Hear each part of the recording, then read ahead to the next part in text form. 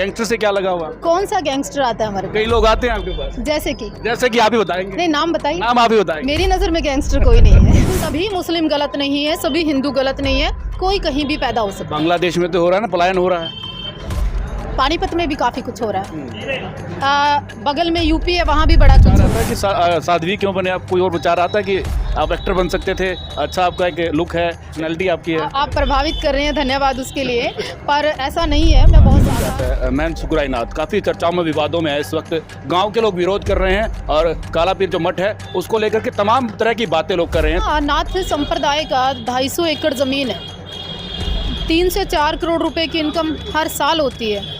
क्या अखाड़े को मालूम नहीं है? और बागेश्वर धाम पानीपत पहुंच रहे हैं। चाहे कोई मेरी इस बात का बुरा माने, चाहे कोई सही माने, कथाएं होनी चाहिए, संत आने चाहिए, धार्मिक माहौल होना चाहिए, पर हिंदू मुस्लिम के नाम पर, सामाजिक भाईचारे के नाम पर, धर्म के नाम पर अधिक धन इकट्ठा करना, केवल उद्योगपतियों की बात करना, समाज को तोड़ने की बात करना, अब हिंदू राष्ट्र बनने की अब आवश्यकता है। नमस्कार, पानीपत में हमें, और पानीपत में आज साध्वी देवा ठाकुर पहुंची है।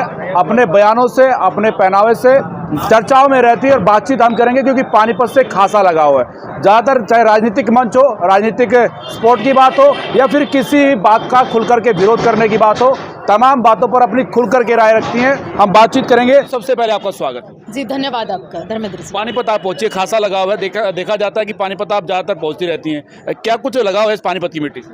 नहीं, इतना ज़्यादा तो कभी इतना आना नहीं होता, पर कोई मौका मिलता है तो मैं पानीपत आती हूँ। पानीपत क्या, मेरे को जहाँ भी मौका मिलता है मैं जाती हूँ। पहला सवाल यही रहेगा क्योंकि जब जिला परिषद के चुनाव थे तो आपने खुल करके सपोर्ट किया था जो काजल भट्टरा जी हैं उनको, और अब वो चेयरमैन बन गई हैं, तो उनके विकास कार्यों से कितना आप संतुष्ट हैं? विकास कार्य तो देखिए, आम जनता जो यहाँ की है, जिन लोगों को काम चाहिए, जिन लोगों को टेंडर चाहिए, जिन लोगों को ठेकेदारी चाहिए, जो लोग आपके विभाग के हैं, चाहे वो जेई हैं, चाहे वो कोई भी है, उनको पूछिए आप।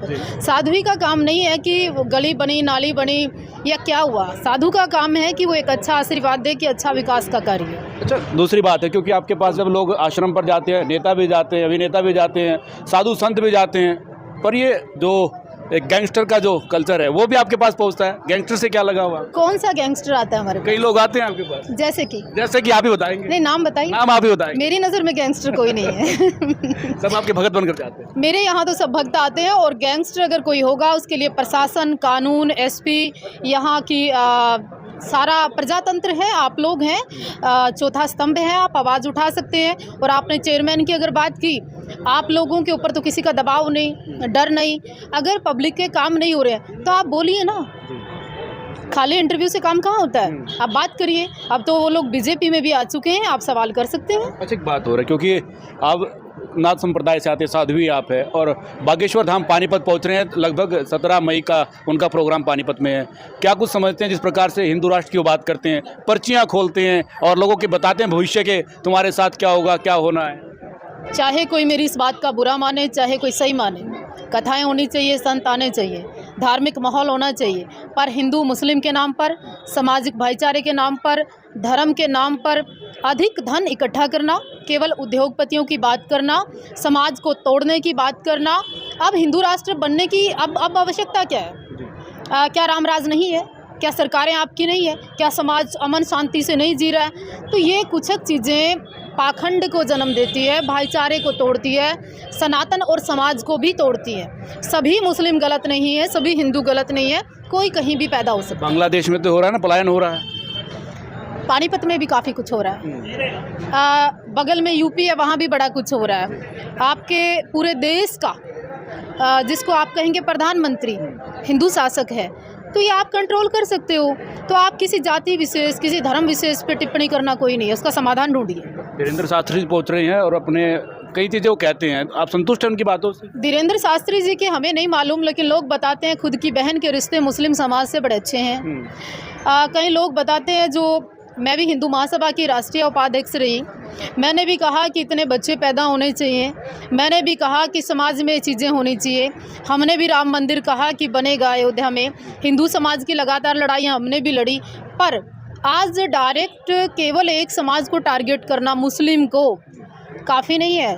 उसका उपाय ढूंढिए कि गलत कहाँ हो रहा है। अब नाथ संप्रदाय से तो एक सवाल और लाजमी बन जाता है, महंत सुखराय नाथ काफ़ी चर्चाओं में, विवादों में है इस वक्त। गांव के लोग विरोध कर रहे हैं और काला पीर जो मठ है उसको लेकर के तमाम तरह की बातें लोग कर रहे हैं। तो कितना आप समझते हैं, कितना घात लगता है, कितना आप संतुष्ट इन बातों से? आपने पहली बार यहाँ पे ही सवाल किया कि वहाँ पे क्या हो रहा है।